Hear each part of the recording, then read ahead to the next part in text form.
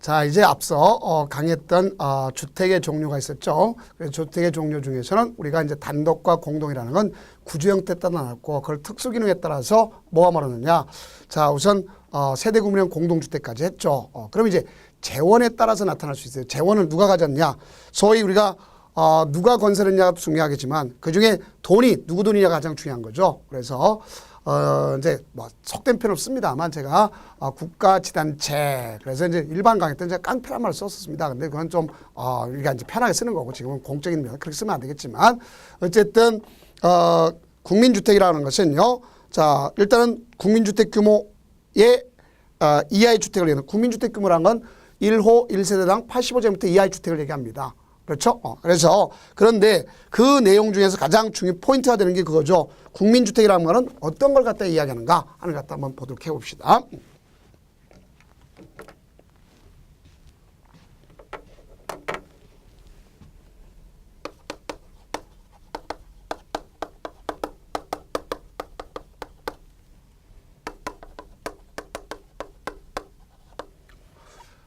국민주택하고 이거에 반대되는 것이 민영주택이죠. 그러면 이제 과거와 달리 지금은 국민주택 외의 것이 민영주택이다. 아주 맞는 얘기죠. 그렇죠? 국민주택 외의 것이 민영주택이다. 볼 수 있어요. 그럼 국민주택이라는 것은 뭘 이야기하는 거냐? 일단은 국민주택은 국가 지방자치단체 LH공사가 그 건설한 주택을 갖다 볼 수 있겠죠.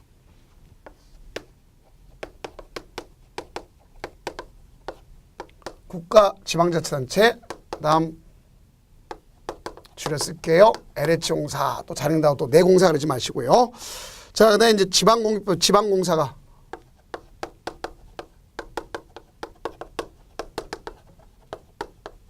그러나 이때 이거는 단순히 조심할 것이 그러면서도 이거는 원칙적으로 얼마냐?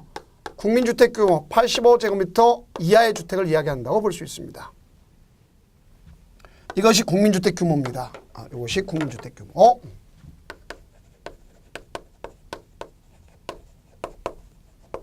그래서 국민주택 규모 85제곱미터 이하의 주택. 그래서 건설을 누가 했느냐? 결국 따지면 건설도 있겠지만 국가, 지단체, LH공사, 지방공사가 건설한 것이다. 근데 반드시 85제곱미터 이하. 그 다음 두 번째는 여기에 따라 나타난 재원이 있겠죠. 그렇죠? 재원은 국가, 지방자치단체 재원. 얘의 재원 가지고했다든가 재원 또는 우리가 자 도시주택기금법이 있습니다. 그렇죠? 그래서 우리가 주택도시기금법 그래서 주택도시기금에 의한다 볼 수 있겠죠.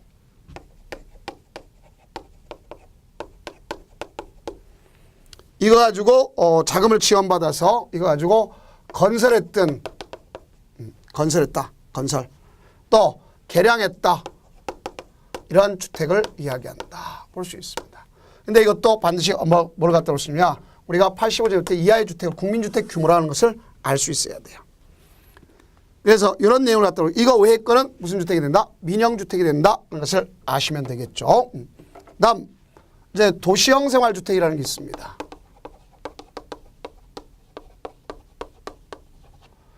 도시형 생활주택이란 건 왜 만들어진 거냐? 오늘날 그 생활에 오늘날 가족이 구성원들이 IMF 이후에 많은 그 변천사를 가져왔죠, 그죠? 그러면서 좀 안 슬픈 그러니까 소위 우리가 쓸 때 제가 표현 자체를 뭐 잘못하겠지만 어쨌든 가족 구성원이 해체되면서 1인 1가구, 1인 1세대 이런 형태가 많이 늘어났습니다.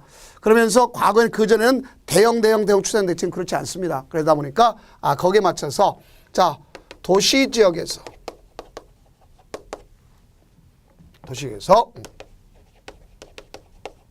국민주택 규모를 짓는 거죠.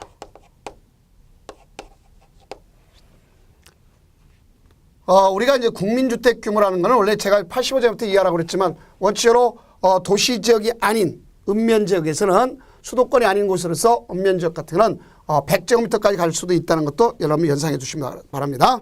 자, 그래서 여기서 짓는 것인데 국민주택 규모를 짓는 것인데 여기 분류가 여러 가지가 있죠.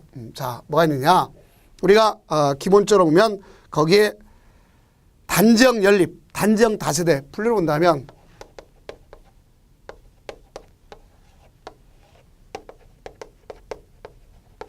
단지형이란 말은 기반시설 잘 갖추고 있다는 거죠. 단지형 연립주택, 단지형 다세대 주택. 그래서 얘는 어디까지 줄 수 있냐? 주택으로 쓰는 게 4계층 주택으로 쓰는 것이 어디까지 줄 수 있냐? 4계층인데 단 층수를 주택으로 쓰는 층이 원래 4계층인데도 불구하고 여기는 심의를 거쳐서 주택을 쓰는 게 5층까지 가능할 수도 있다 볼 수 있겠죠.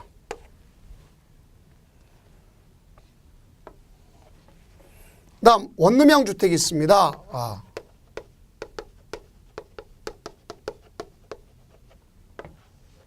그럼 우리가 이 원룸형 주택이다 그런데 원룸형 주택은 요건을 갖춰야 되겠죠. 세대별 주거 전용 면적이 얼마냐? 세대별 주거 전용 면적이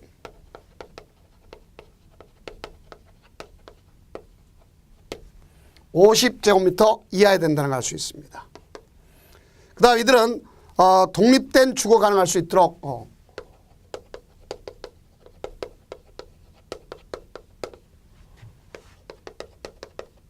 욕실과 부엌을 갖고 있어야 되겠죠. 그렇죠? 욕실, 부엌. 여기다가 이 욕실, 부엌에다가 또 더 갖춰야 될 것이 있겠죠. 자, 우선은 욕실, 부엌을 제외한 공간 있죠. 욕실과 보일러실 제외한 공간은 기본적으로 얼마를 갖다 볼 수 있냐? 하나의 공간이 원칙입니다. 그런데 30제곱미터 이상이다 그러면 2개 공간도 가능하다고 볼 수 있습니다. 이렇게 가정을 할 수 있어요. 그다음 각 세대는 지하층에 설치하지 말아야 되겠죠.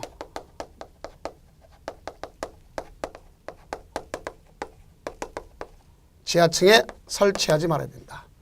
이것이 됩니다. 그 다음 또 얘네들은 건축을 갖다 제한하는데 어떻게 되느냐? 얘와 얘는 같이 질 수 있어요. 같이 같이 할 수 있습니다. 근데 얘와 얘는 함께 질 수가 없습니다. 그러니까 우리는 여기 있는 이 원룸과 그럼 여기는 원룸과 같이 질 수 있는 게 있습니다. 원룸형 주택과 같이 질 수 있는 게 있어요. 85제곱미터를 초과하는 1세대 소위 펜트하우스 집주인이 제일 위에 꼭대기에 살고 있는 것 같은 거 볼 수 있잖아요. 그죠? 그래서 85제곱미터 초과하는. 그 다음에 원룸형 주택하고 뭐가 갈 수 있냐면 국토계획법에서 있는 준주거지역 상업지역에서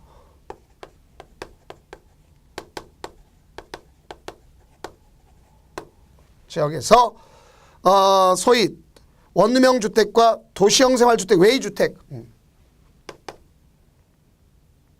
도시형 생활주택 외의주택 즉 일반 주택을 같이 줄 수 있다는 얘기겠죠. 이거는 가능하다 이런 말을 쓰는 겁니다. 그래서 이런 문제 가지고 문제를 갖다 만들 수도 있으니까 우리가 정리를 꼭 해둘 필요가 있겠죠. 자, 그러면 한번 기출 체크를 한번 해봐야 되겠죠. 주택 법령상 도시형 생활주택에 관한 설명으로 틀린 거. 1번 도시형 생활주택은 세대수가 300세대 미만. 우리가 봤을 때 국민주택 규모로서 자 여기 보세요. 몇 단 안 했지만 우리가 300세대 미만이다. 당연히 돼야 되겠죠. 그래서 300세대 미만 오케이 맞는 얘기라는 걸 잘 아셔야 됩니다. 그 다음 수도권 정비계획법에 따라 수도권인 경우는 자 얼마까지 할 수 있어요? 자 우리가 수도권은 85 수도권 외의 경우 100까지 할 수 있죠. 맞습니다. 그 다음 3번 국토의 계획 및 법률에서 도시에 건설한 세대별 주거 전용 면적이 80제곱미터인 아파트는 도시형 생활주택이 될 수 없다. 왜 그럴까요? 자 우리가 도시형 생활주택은 85제곱미터 미만을 기점으로 하겠죠. 그렇죠? 그래서 거기면 있는데 아파트는 안 되는 거죠. 그래서 단지형 연립, 단지형 다세대 이런 형태가 되겠죠. 그 다음 도시형 생활주택에는 분양가 상한제를 적용받지 않는다. 맞죠? 정책적으로 배려해서 이러는 겁니다. 그다음에 준주거지역에서 도시형 생활주택인 원룸형 주택과 도시형 생활주택이 아닌 주택 1세대는 같이 질 수 있습니다. 그래서 X. 그 다음 그 밖에 보면 준주택 있죠. 자, 준주택이라는 것은 뭘 뜻하는 겁니까? 주택입니까? 주택이 아닙니까? 그런다면 주택이 아니라고 생각하시면 됩니다. 왜? 주택법상 주택이 아니에요.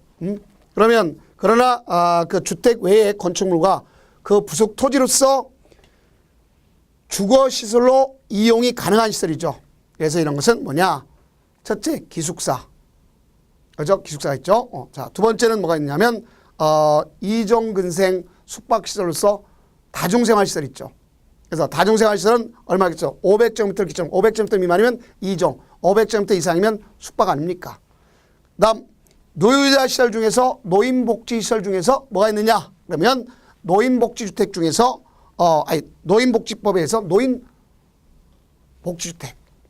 예를 든다면 간접적으로 있는 실버타운 같은 걸 연상하시면 되겠습니다. 그 다음 업무시설 중에 오피스텔. 알겠죠? 이런 것들이 여기에 속한다. 이렇게 보시면 돼요. 그 다음 임대주택은 임대를 목적으로 한 주택으로서 크게 보면 우리 임대주택 건설하는 게 두 가지가 있어요. 공공주택법에 의해서 나타난 공공임대주택이고 민간임대주택법에 의해서 이루어진 민간임대주택으로 구분합니다. 그 다음 토지임대부 분양주택이라는 거 있죠. 토지만 임대 주고 건물은 분양한다. 옛날 반값 아파트처럼 생각하면 되겠죠. 그래서 소유권은 토지 소유권은 사업계획 승인을 받아 가서 건설 시행자가 갖고 있고 건축물 또 부대시설, 복리시설 이런 경우가 있지 않습니까? 그러면 이런 것은 주택을 분양받은 데 가지는 주택을 토지임대부 분양주택이라는 거죠. 그다음 에너지 절약형 그 친환경 주택이 있어요. 오늘 이산화탄소 배출량을 줄여야 되겠죠. 그렇죠? 또 에너지를 갖다 절감해야 되겠죠. 그래서 저에너지 건물 조성기술서 대통령이 정한 기술로서 에너지 사용량을 갖다 저감하고 이산화탄소 배출량을 줄이는 이런 것 주택을 얘기합니다. 그래서 아파트 연립 다세대가 있어요. 그다음에 이제 또 뭐가 있냐? 건강 친화형 주택이라는 게 있습니다. 그 건강 친화형 주택이란 건 건강하고 쾌적한 실내 환경의 조성을 위해서 가장 중요한 앞도피 같은 게 문제되죠. 그죠? 오늘날 또 새집중군 이런 게 문제되잖아요. 그래서 뭐냐면 실내 공기 오염 물질을 최소화시키기 위해서 대통령이 정하는 주택을 이야기하는구나 하는 것을 아시면 되겠고, 그다음 새로 나온 게 장수명 주택이라는 걸 볼 수 있겠죠. 그래서 우리가 이 장수명 주택은 우리가 자 봅시다. 이 장수명 주택이란 말이 왜 나오느냐 또 뒤에 가서 한번 보겠지만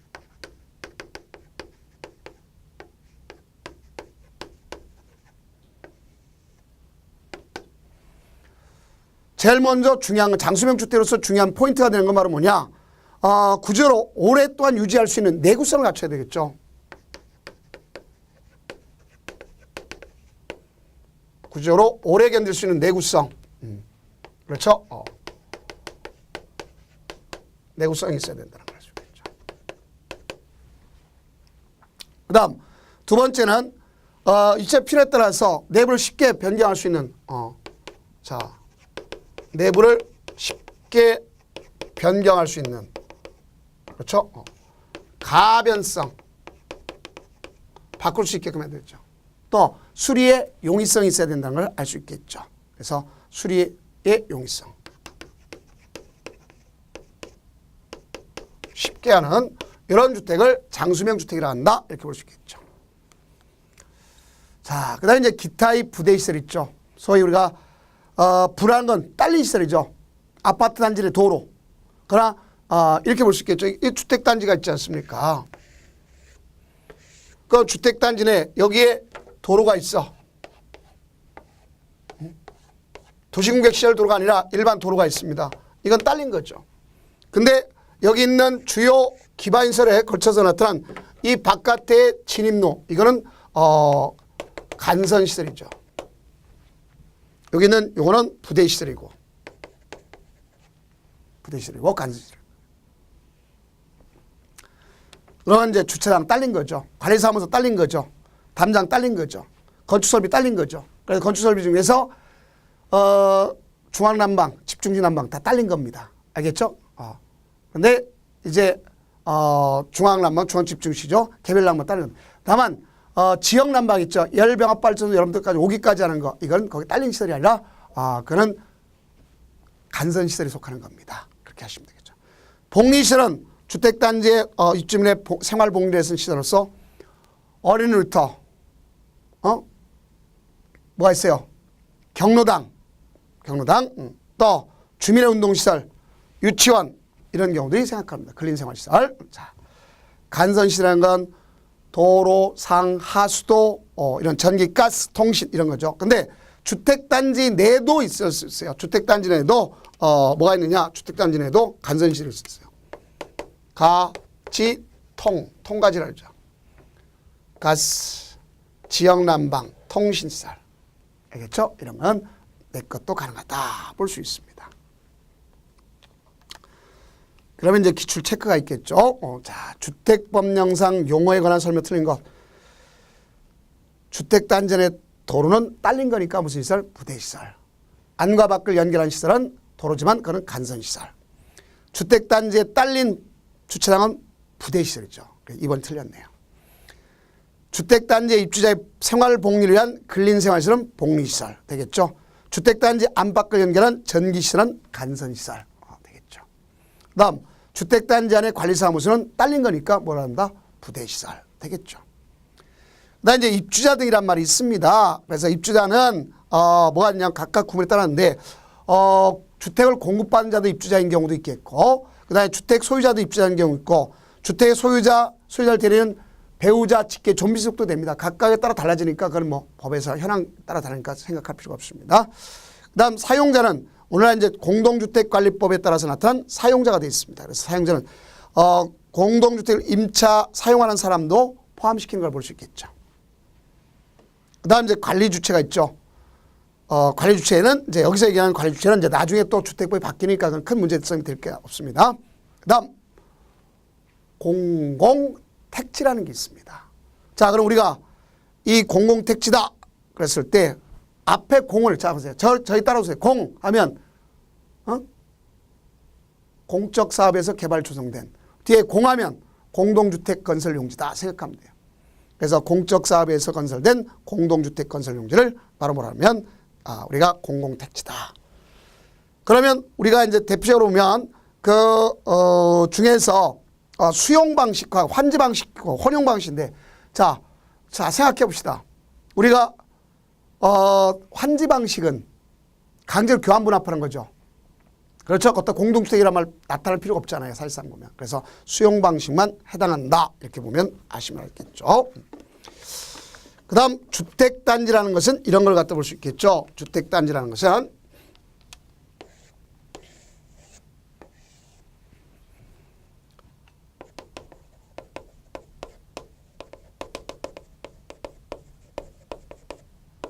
사업계획 승인 얻은 1단의 토지를 갖다가 이야기했죠.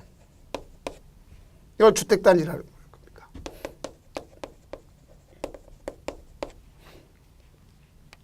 근데 이 주택단지가 나눠질 수도 있어요. 여기에 도로서 이 도로가 도시공객시설 도로다. 그러면 그 도로의 종류가 바로 뭐냐? 우리는 이제 암기 코드가 있겠죠. 이때. 자, 제가 이렇게 했죠. 이거는 이렇게 볼 수 있습니다. 팔도를 고철 자동차로 돌면 20일 이상 걸린다 이렇게 됐어요. 그래서 팔도로 돌 수 없어요. 이건 예정도로죠. 고속도로, 철도, 자동차도로 그 다음에 자동차는 여기는 일반 도로도 20m 이상이 된단 말이에요. 소유폭을 얘기하는 거죠. 8m 이상 소유폭, 20m 이상 소유폭 일반 도로 이렇게 보면 되겠죠. 그러면 자 거기에 대한 내용에 대한 것을 한번 보여준다면 주택법령상 주택단지가 일정한 시설로 분리된 토지는 각각 별개의 주택단지로 본다. 이 시설에 해당하지 않는 거.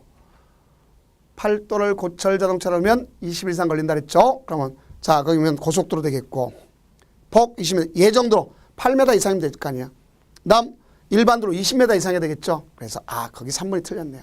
자동차 전용도로 보행자 전용도로 이런 것 될 수 있습니다. 자 공구라는 것은 하나의 주택단지에 대해서 자, 착공신고와 이게 주택단지인데 자, 이렇게 하나의 주택단지인데 여기에 대해서 착공하려고 알겠죠? 임의적으로 나눈 것을 갖다가 공구라고 볼 수 있잖아요. 그래서 착공신고를 갖다 하고 착공했다 다시 준공 착공했다 준공 소위 이제 사용검사는 낫겠죠. 준공보다. 자, 법적 표현을 합시다. 틀린 건 아니잖아. 사용검사 착공하고 사용검사 착공하고 사용 이렇게 효율적으로 하기 위해서 주택단지를 갖다 둘 이상으로서 나누는 것을 바로 공구라고 하는 거죠. 그럴 때 이 공구의 개념은 우리가 이 나눌 때 6m 이상 폭으로서 공구 간의 경계를 설정해야 되는 겁니다.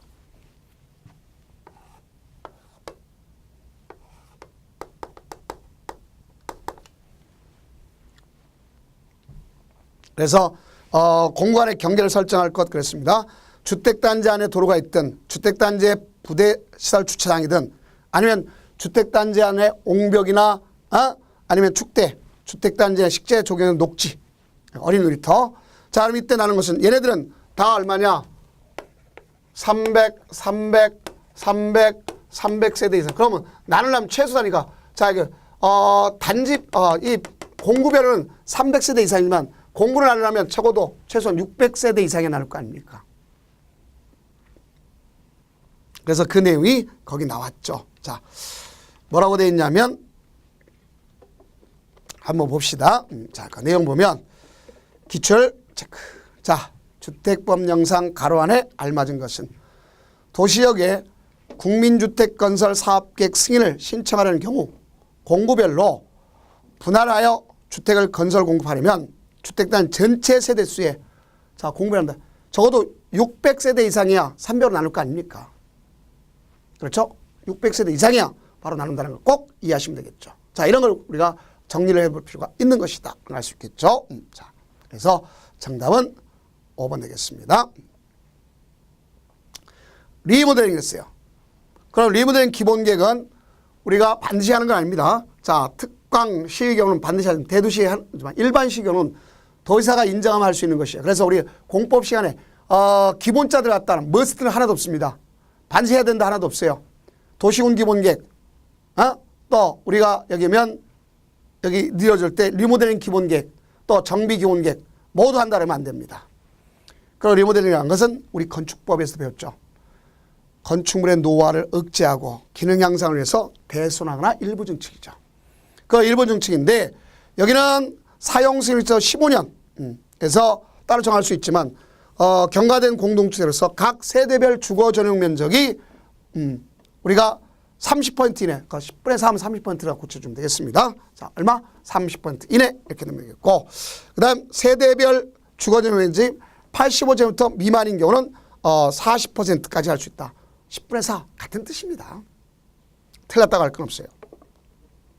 그럼 이때 기능 향상을 해서 공용부분도 별도 증축할 수가 있습니다. 그러니까 세대별로다가 가능한 면적 합산은요. 기존 세대수의 100분의 15 세대수 증가할 수 있어요. 이걸 세대수 증가라고. 다만 수직이 있어. 수직이라는 건 이제 수직 증축형 리모델링인데 여기는 최대가 3계층입니다. 그래서 15층 이상이면 3계층, 15층이라는 건 14층까지는 2계층까지 갈 수 있다. 그리고 거기는 반드시 주요 구조들을 건축물의 구조들을 보유하고 있는 경우에 해당한다. 이렇게 볼 수 있습니다. 그러면 한번 그 나온 문제를 갖다 보도록 해봅시다. 주택법령상 리모델링에 관한 설명으로 옳은 것은 단 조례는 고려하지 않는 기존 14층 건축물에 수직 증축형 리모델링을 허용하는 경우 2계층까지 증축할 수 있다. 맞죠? 15층 이상이면 3계층, 14층까지는 2계층. 맞는 얘기죠.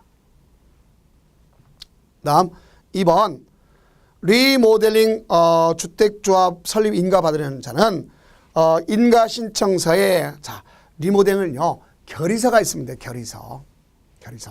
자, 리모델링 결의서가 있으면 돼. 이 토지 사용 승낙서는요 지역과 직장 이들에만 해당하는 겁니다.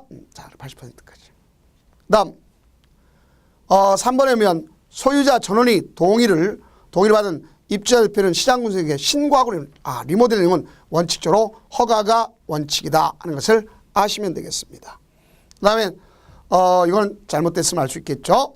자, 그 다음 4번 수직 증축형 리모델링의 경우 리모델링 주택조합이 설립인가 신청서에 당해 주택의 사용권 10년의 경우. 자, 우리는 일반적으로 15년을 기점으로 합니다. 15년. 자, 10년이다. 대순할 때 해당하는 걸 볼 수 있겠죠. 10년은 대순. 이렇게 보면 되겠습니다. 그 다음 5번 리모델링 주택조합이 시공자를 선정할 때는 자, 무슨 방법에 의할 것이냐. 원칙으로 경쟁 입찰 방법. 그러나 예외적으로 곤란하다면 그때 가서 수의계약 방법 이렇게 될 수 있겠죠. 그래서 옳은 건 1번 뿐이다 하는 것을 아시면 되겠죠. 자, 그다음에 이제 챕터 2가 있는데 챕터 2가 많이 출제되는 걸 볼 수 있겠죠. 그럼 그 챕터 2에서 본다면 그건 바로 뭐와 관련되느냐. 주택에 대한 건설 파트라는 걸 잘 아시면 되겠죠. 그래서 이 주택 건설 파트가 그런 대로 많이 출제되는 걸 볼 수 있습니다. 여태까지 보면. 자, 그러면 한번 주택 건설 챕터 2에는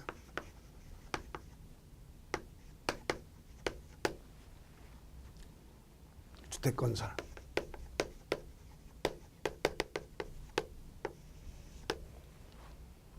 주택을 건설하면 제일 먼저 누가 있어야 되겠어요? 사업주체가 있어야 되겠죠.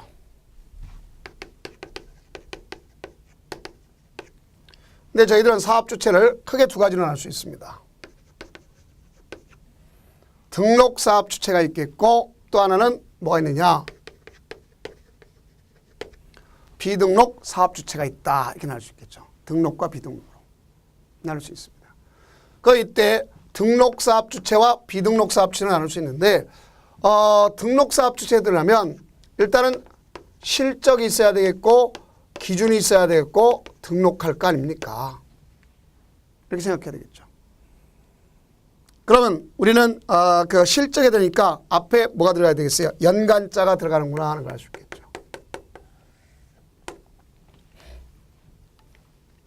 그래서 연간 단독주택은 20호 이상, 공동주택은 20세대 이상, 연간 대지는 1만 제곱미터 이상 이렇게 되는 원칙이죠. 근데 이 중에 예외적으로 30세대 이상인 경우 있을 수도 있어요. 또 30 플러스 1세대, 즉 원룸형 플러스 다른 것이 들어가는 펜트하우스 같처럼 하는 게 있지 않습니까? 그래서 이렇게 가져갈 수도 있다. 그러면 자, 이때 요건을 갖다 보면 여기는 뭐가 있었느냐? 자본금이 있어요. 또 자산평가액이 있을 수 있겠죠. 그 다음 인적 요소가 있어야 돼요. 기술자. 그 다음 사무실이라고 할 수 있는 물적 요소가 있을 수도 있는 거 아닙니까? 여기면 자본금이라는 건 법인의 경우를 갖다 읽고 개인은 자산평가액이랍니다. 자본금은 3억 원 이상. 그 다음 여기는 토목기사, 건축기사 이렇게 볼 수 있겠죠. 그래서 우리가 보면 일정한 경우에 해당하는 사람 기술자 1인 이상, 사무실은 22제곱미터 이상. 이때 등록은 누구한테 하느냐? 국토장관한테 하는 거죠.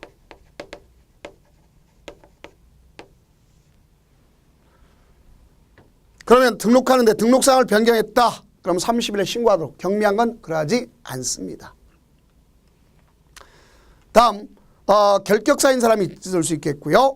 그 다음에 이 중에서 당연 말소되는 경우가 있습니다. 그래서 당연 말소인 경우는 거짓 기타 부정한 방법을 했다. 당연 말소고 두 가지가 있습니다. 등록증을 대했다. 당연 말소죠. 이때 말소됐으면 기존 것이 중대 명백이 아니라 자, 뭐 하지 않다 그랬어요? 중대 명백이 아니란. 알겠죠? 자, 이렇게 보시죠. 중대 명백이 아니란. 자, 뭐 할 수 있다 그랬어요? 당연 중대 명백은 당연 무효죠. 아니란 계속 수행할 수가 있도록 돼 있다. 이렇게 볼 수 있습니다. 그러면 자, 기출 체크 좀 보면 되겠네요. 건축 법령상 주택 건설 사업 등의 등록과 관련해서 가로 안에 들어갈 내용을 옳게 연결한 것은 단 사업 등이 필요한 경우를 전제로 한다. 단독주택 있죠. 단독주택 연간 20호. 그 다음 사업 시행자가 연간 또 대지정은 얼마입니까? 1만 제곱미터 이상. 그래서 여기 20호 1만 제곱미터 이상이구나 하는 것을 아시면 되겠죠. 그래서 정답은 거기 2번이라는 걸 볼 수 있네요. 다음 이제 비등록 사업 주체가 있죠. 우리는 크게 나누면 비등록 사업체면 소위 공공이 있겠고 민간이 있습니다. 크게 이렇게 나눴죠. 우리는 공공하면 국가 지방자치단체 그렇죠? 또는 LH공사 지방공사 공익법인이 있겠고 그다음에 민간은 누가 있겠어요? 민간은 토지 소유자가 있겠고 주택 조합이 있겠고 그 다음에 고용자가 있지 않습니까? 그래서 우리는 여기 있는 이들과 이렇게 나눌 수도 있어요. 이들은 단독 사업 주체, 이들은 공동 사업 주체 이렇게 나눌 수도 있습니다. 모함으로 해서 단독과 공동을 나눌 수 있어요. 그 여기서 단독 사업 주체와 공동 사업 주체를 나눌 수 있는데 자, 그럼 여기 보면 공동 사업 주체라고 그랬죠. 그럼 토지 소유자, 토지 사유는 여기 있는 위에 있는 소위 등록 사업자와 같이 사업을 시행할 수 있는 거예요. can. 그다음 주택조합 중에서 세대수 증가를 가져오지 아니한 리모델을 제외하고 나서는 왜냐?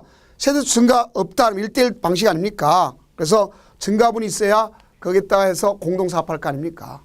그러면 시공자를 선정하겠죠.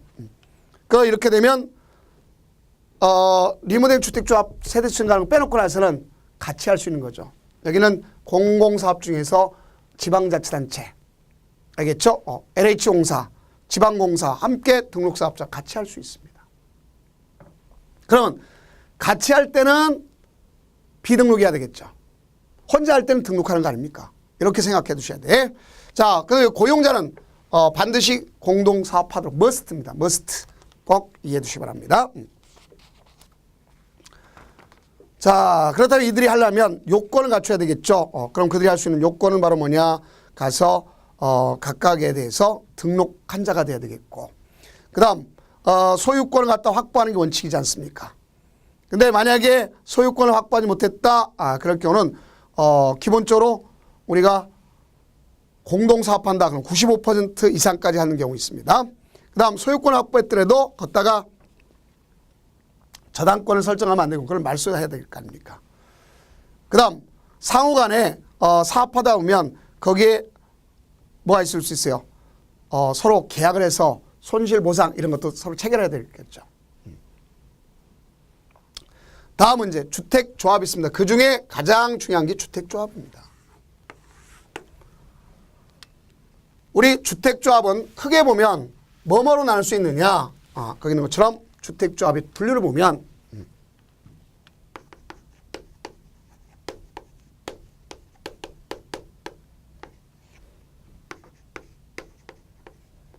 지역, 직장, 나의 리모델링 이렇게 나눌 수 있습니다. 제가 이를 갖다 이제 색깔을 달리한 이유는 잘 있습니다. 여기는 대개 물적 요소를 기점으로 하는 거고 여기는 인적 요소를 기점으로 한다 이렇게 생각하면 돼요. 인적 요소, 물적 요소. 자 이렇게 보면 돼요. 그러면 우리가 보도록 해봅시다. 주택조합이라는 건 다수의 사람들이 많은 사람 사업계획 승인을 받아 주택을 마련하거나 리모델링 하기 위해서 마련한 걸 얘기하는 거 아닙니까? 그럼 여기는 지역 있고 직장이 있습니다. 자, 그걸 때문에 우리가 여기 직장 같은 알겠죠? 지역은 오늘날 광역화됐더랬죠. 네, 리모델링이라는 것은 사업계획 승인 얻은 공동주택의 소유자면 할 수 있도록 되어 있습니다. 이 사람들이 하려면 원칙적으로 여기 보면 보세요. 여기는 기본적으로 6개월 이상 거주가 기점이 돼야 되겠고 여기는 동일 직장이라는 걸 알 수 있겠고 여기는 공동주택의 소유자이면 되는 걸 알 수 있겠죠. 소유자면 자 그러면 여기는 유주택자도 되고 무주택자도 됩니다. 똑같아요. 유주택자도 되고 무주택자. 여긴 당연히 유주택자, 무주택자는 될 수 없죠. 리모델이니까. 그러면 여기 있는 사람들은 유주택자다. 그러면 여기는 얼마냐? 85제곱미터 이하도 가능하다는 얘기죠. 그럼 기본적으로 얘네들은요, 가서 설립을 하든 변경을 하든 해산하든 인가받는 게 원칙입니다. 그러나 단 신고하는 경우가 있어요. 그것이 바로 뭐냐? 여기 있는 이 직장주택조합이 무주택자야 되는데, 반드시 무주택자야 되는데, 국민주택을 우선 공급받겠다. 뭐 받겠다? 우선 공급받겠다. 그러면 가서 유일하게 신고. 똑같아요. 설립, 변경, 해산 이럴 때 신고하는 것이다 하는 것을 아시면 되겠죠. 그래서 이와 같은 경우와 관련되어 있는 문제가 우리 그 교재에도 있죠. 체크. 자, 주택법령상 인가 대상 행위가 아닌 거. 지역주택조합 해산, 설립, 변경, 해산 다 인가받는 거죠. 그다음 리모델링 주택조합 설립, 인가받는 거죠. 국민주택을 공급받기 위해서 설립한 지역주택조합 해산. 자, 설립이든 변경, 해산이든 다 뭐하도록 돼 있어요? 국민주택 공급받는다 했죠. 신고. 오케이. 요거네요. 다음 사업, 승인받은 주택조합의 추가 모집에 따른 지역주택 변경. 변경 역시 다시 변경 인가받도록 돼 있습니다. 지역주택조합 설립, 당연히 인가받는 거죠. 이때, 제가 이쪽에 보면 빨간 거로 다 나눠놨죠. 위에 거는 토지 사용 승낙서가 있어야 되고 밑에는 결의서가 있어야 됩니다. 알겠죠? 그것도 알아셔야 돼요. 그러면 거기 보면 토지 사용 승낙서가 있죠. 지역 직장주택조합이죠. 자, 얼마를 갖다 볼 수 있어요? 80% 이상 얻어야 되는 것을 알 수 있겠고, 그러면 직장은 창립총회 회의록, 조합장 선출 동의서, 조합원 전원의 자필로 연명한 조합 규약, 조합원 명부, 사업계획 이게 있어야 되겠고, 리모델링이다. 그러면 이거 외에 결의서가 있어야 된다는 걸 알 수 있습니다. 또 이들은 자 가서 일반적으로 하게 됐으면 10년이 경과됐다는 거. 그렇죠? 리모델링 할 때 이걸 꼭 인식해 줘야 되겠죠.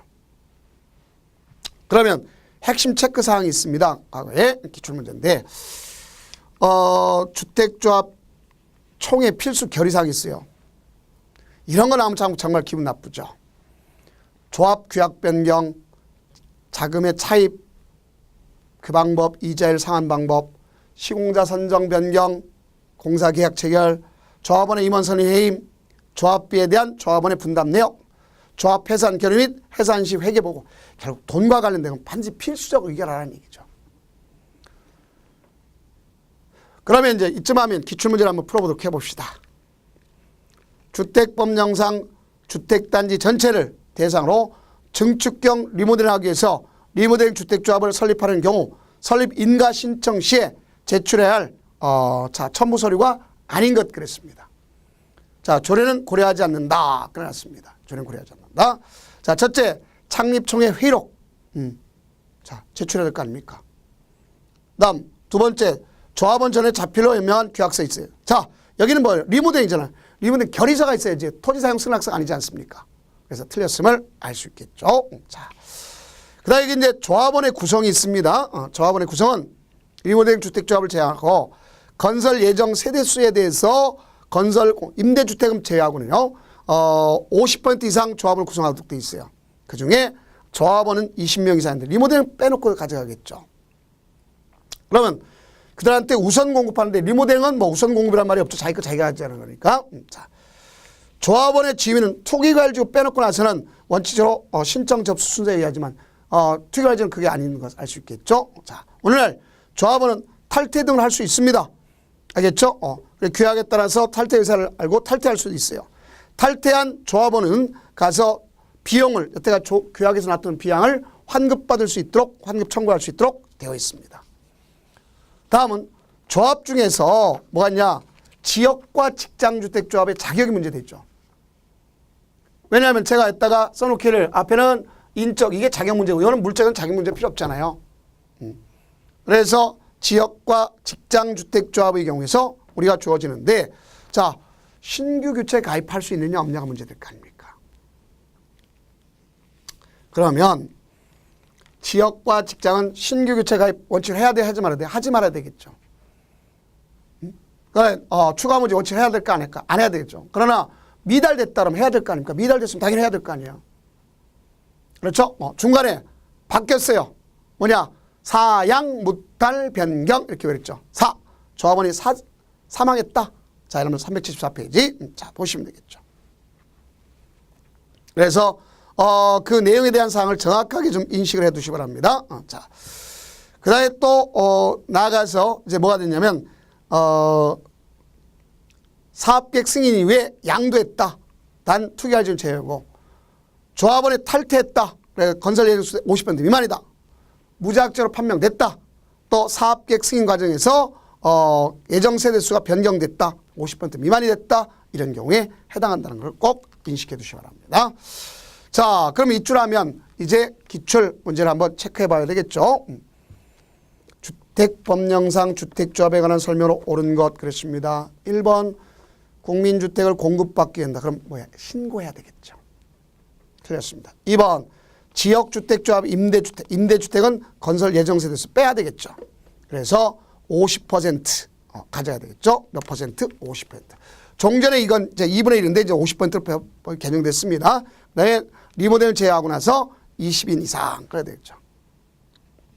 3번 리모델링 주택조합의 경우 공동주택의 소유 수인이 공유한 그 수인을 모두 조합으로 문다. 아니죠. 대표는 한 사람을 봐야 되겠죠. 다음 4번에 보면 지역주택조합의 설립 인가 후 조합원이 사망했더라. 그러면 자 우리가 갔을 때 충원해야 되겠죠. 50% 미만이면 충원해야 될 거 아닙니까? 다음 5번 지역주택조합이 설립 인가 받은 후에 조합원에 추가 모집한 경우 그 조합원의 변경 인가 변경했으면 변경 인가 받아야 되는 겁니다. 받아야 되겠죠. 그래서 그러면 정답은 5번이죠. 그 다음에 이제 마지막으로 뭐가 있냐면 새롭게 등장한 것들 있죠. 등장한 건 그 교재에 있는 위주로 다 한번 보시면 되겠습니다. 그거 뭐 필기할 건 없겠고요. 한번 봅시다.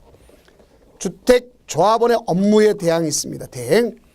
주택조합, 리모델 주택 제외하고 조합원의 구성원, 즉 발기인 포함해서 조합 가입할선 등을 누구한테 공동사업주체인 등록사업자 또는 여기 등록사업자 공인중개법사에 의한 중개업자 또 도시민주환경 정비에 따른 정비사업 전문관리업자 또 부동산 개발 관리 및 육성에 따른 등록업자 등록사업자 있죠. 또 우리가 자본시장과 금융업에 관한 법률에 따른 신탁업자 또 그 밖에 대통령이 정한 자가 있습니다. 이들한테 뭐 하도록 할 수 있냐면 이걸 갖다 대행하게 해달라고 할 수 있어요. 그럼 대행 업무 범위가 있지 않습니까? 그럼 대행 업무 범위는 조합원의 모집, 토지 확보, 조합 설립 인가 신청, 조합 설립을 위한 업무 대행을 해줄 수 있습니다. 다음 사업성 검토 및 사업계획 작성 업무를 대행해 줄 수 있어요. 또 설계자, 시공자 선정에 대한 업무를 지원해 줄 수 있어요. 다음 사업계획 승인 신청에 대한 사업계획 승인 업무에 대한 대응을 해줄 수 있어요. 다음 총회 운영 업무 지원을 갖다 해줄 수 있습니다. 그러니까 이 사람들은 대행하는 자는 성실 의무가 있겠죠. 그렇죠? 우리가 신입조차 성실해야 될 거 아닙니까? 근데 거짓 과장 방법으로서 조합 가입을 알선하게 해서는 안 되고 또 자신의 기책 사유로 손해를 뺐다. 손해배상 책임져야 됩니다. 그럼 이들에 대한 그 조합의 원활한 사업 추진과 조합원 권리를 보호하기 위해서 공정거래위원장과 협의를 거쳐서 표준 업무 대행 계획서를 작성 보고하도록 되어 있습니다. 그 다음 지역과 직장주택조합 설립 인가받은 경우에 자 조합원을 모집하려는 경우는 시장군수구청장은 신고하고 공개 모집하도록 되어 있죠. 그러면 설립 인가받기 전에 신고하고 내용을 변경한 경우 또한 같습니다. 근데 단지 공개 모집 이후에 조합원이 사망, 자격상실, 탈퇴됐다, 그래 충원하겠다 이런 경우는 별도의 신고하지 않고 선착순에서 모집할 수 있습니다. 알겠죠? 자 그러면 신고받은 시장군수구청장은 이 법에 적합한 경우 신고를 수리하고 신고인에게 통보해 주도록 되어 있다는 걸 알 수 있습니다. 그럼 수리할 수 없는 경우가 있어요. 이미 신고된 사업 대지 전부 또는 일부가 중복된 경우, 이미 수립되었거나 수립 예정인 도시군 계획, 이미 수립된 토지 이용 계획, 여기에 소위 제한에 그 조합을 설립할 수가 없을 경우. 그 다음 업무 대행할 수 있는 자가 아닌 자가 했다든가, 업무 대행 계약에 체결할 경우 신고 내용을 법령에 위반했다든가, 신고 내용을 다르게 할 때는 해줄 수가 없습니다. 다음 우리는 이 발기인이라든가 임원은 자 관련 서류를 갖다 15일 내에 조합원에 알릴 수 인터넷 공개하는 방법을 가질 수 있도록 이렇게 되어 있습니다. 자 여기까지가 바로 뭐에 대한 거냐면 주택조합에 대한 거죠. 그래 뒤에 얘기는 새로 생성되니까 한 번쯤 눈여겨 꼭 좀 보세요. 그럼 이제 다음 강좌는 사업계획 승인에 대해서 나가도록 하겠습니다. 고생 많으셨습니다.